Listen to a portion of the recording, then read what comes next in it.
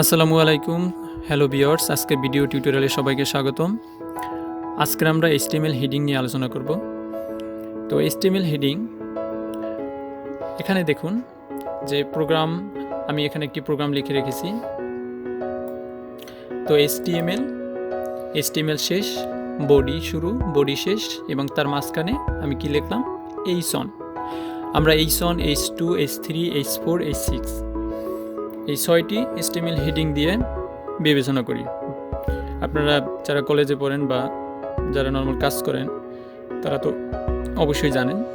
তো এখন এটি আমার পাশাপাশি দেখা যাচ্ছে যে আমার প্রোগ্রামের ফলাফলটা এখানে দেওয়া আছে।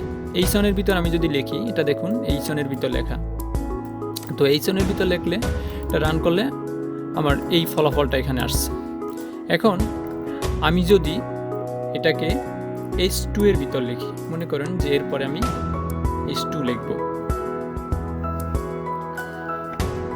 তো আমি এখানে লিখলাম H2, দেখি এটা হেডিং 2, এটা রান করলাম, প্রোগ্রামটা কি আসে, এবার হেডিং 2 আসলো। এখন আমি লিখব H3,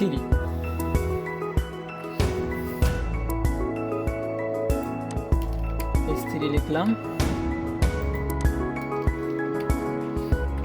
তো এখন আমার H3 লেখা শেষ, সেভ দিলাম। সেভ দেওয়ার পর আপনারা অবশ্যই সেভ দেবেন। এবার রান করবো প্রোগ্রামটা। আমরা এখানে একটু লিখতে হবে, 3 লিখতে হবে। আমি এটা 3 দিলাম। ওকে, এখন রান করলাম। এখন দেখেন হেডিং 3 আসছে। এরপর এই প্রোগ্রামটা আমি হেডিং 4 বলবো। এখানে 4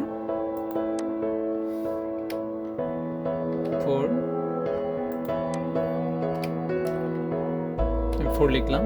এবার দেখি আউটপুটটা রান করলাম, কন্ট্রোল সেভ দিবেন। সেভ দেওয়ার পর এটাকে প্রোগ্রামটা দেখি হেডিং 4। এরপর হেডিং 5,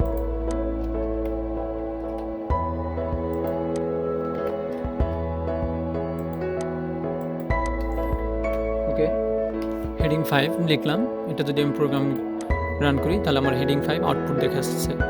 এরপর আমি হেডিং 6 লিখব।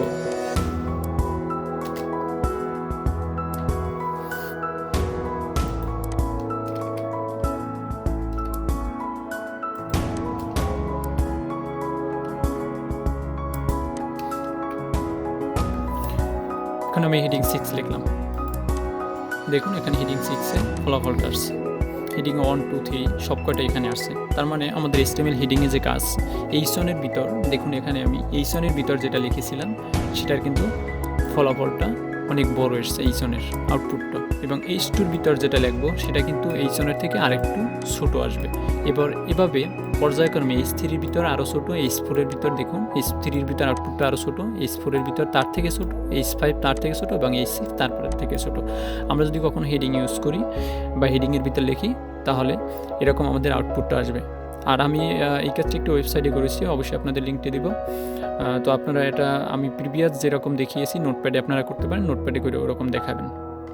তো আশা করি আজকে ভিডিওটি সবাই বুঝতে পেরেছেন। সবাইকে ধন্যবাদ, সবাই ভালো থাকবেন।